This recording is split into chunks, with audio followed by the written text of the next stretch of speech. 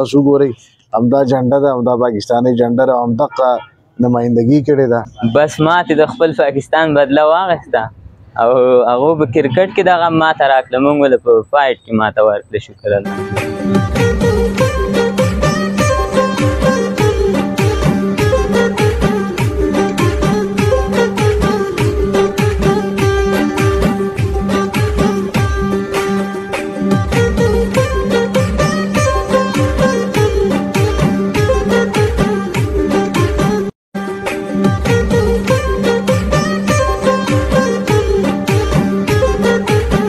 بسم الله الرحمن الرحیم. السلام علیکم. زما نوم الهام دی او زه د لوور دیر میا کلي اوسېدونکی یم او د پلار نوم مې زړور خان دی او زه کراټې کوم. شکر الحمدلله. افغانستان کې مې دا دویم فایټ دی او شکر دی ګولډ پکې راځم. دې مخکې چې ما کوم فایټ کړی هغه هم افغانستان کې هرات والا ته مې فایټ و او هغې نه مې ګټلی او دا پیر هم افغانستان کې و او په بیلټ مې فایټ و. شکر الحمدلله. ستاسو دعاګانې نه امداد خو راته چا نه دی کړی. ډي خواله تللي وو، موږ ورته صرف ویل د دې کیټ روپۍ راله راکړئ چې دا کیټ پې صرف والو. هغه هم ویل خزانه کې روپۍ نشته او دا هغه بیا اوسه پورې لاسه دغه نه دي کړي. روپۍ منلې وې، موږ ورته دغه لېږلی و لا اوسه پورې لاسه روپۍ سم نه. خرچه خپله ژبه کوو نو ټوله خرچه خپله ژبه کوو. ایم ایم ای فایټ دې ته وایي، فری فایټ دې ته وایي. لکه دې کې هر ځای والي بس کیج هغې ته به دې وردن نه کړي. بس بیا یو ته یو بل فایټر یو بس یې کوئ.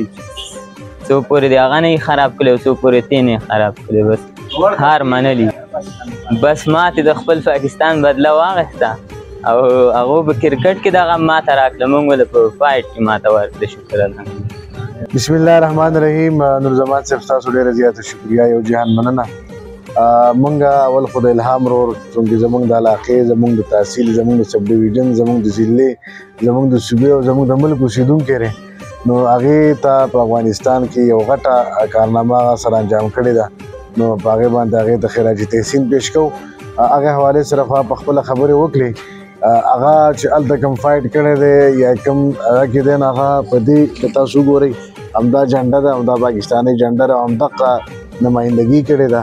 خو د بدقسمتۍ نه دلته زمونږ په هر ځای کې په هر فیلډ کې مافیا ناسته او زمونږ د ضلع کوم سپورټس چې سپورټ بورډ دی یا کوم سپورټس افسر چې ډي اس او هغه هم په دې حواله سره ډېر زیات کوتاهي به ورته زه ویم یا به ورته کوم ظرفي زه ویم یا به ورته جان بوجھ کې داسې حرکتونه کوي چې هغه نه دي په کار. یو کس ستا د ضلع نه ځي او هغه په انټرنیشنل سطح باندې په افغانستان کې ستا د ملک نمایندګي کوي او هغه تا د صرف ریکویسټ کوي چې یاره تاسو ماله صرف د ملک چې کومه وردي ده دا موږ ته مهیا کوي او هغه تاسو نه مهیا کوئ. بیا هغه راځي هلته فایټ ګټي، په میډیا باندې راځي، هغه پاکستان ته راځي، پاکستان ته واپس په راتلو باندې تاسو د هغې هېڅ قسم استقبال نه کوئ. د هغې ته تر اوسه پورې ده سره چا رابطه نه ده کړې. دا په خپله خرچه باندې ځي نه تللی دی بلکې دې په دې ځای باندې پاکستان جنډر او دا د پاکستان نمایندګي کوي.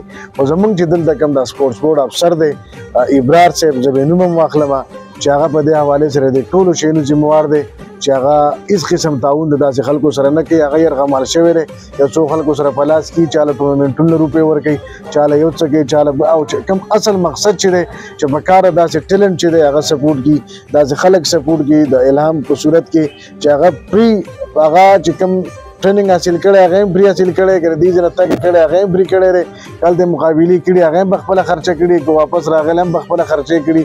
د سپورټس بورډ له طرفه د هغوی سره هېڅ قسم تعاون نه شوی.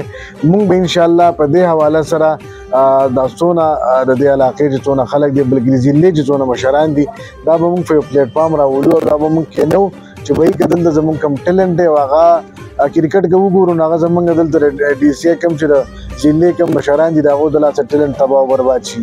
که دغه شان دا نور ایتلیټکس چې وګورو نو هغه زمونږ د سپورټس بورډ چې نور افسران دي د هغوی د لاسه تباه او برباد شي.